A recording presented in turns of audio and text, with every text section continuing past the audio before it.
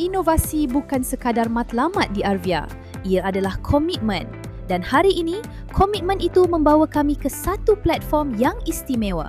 Arvia Solutions berbangga menyertai program Road to Growth, anjuran Malaysia Technology Development Corporation di bawah Kementerian Sains, Teknologi dan Inovasi, berlangsung di World Trade Center Kuala Lumpur.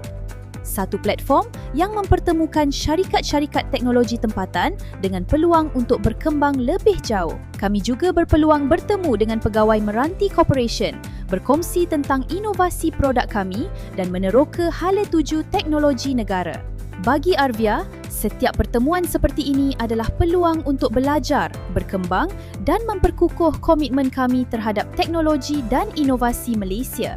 Kerana kami percaya, masa depan negara dibina oleh syarikat-syarikat tempatan yang berani berinovasi.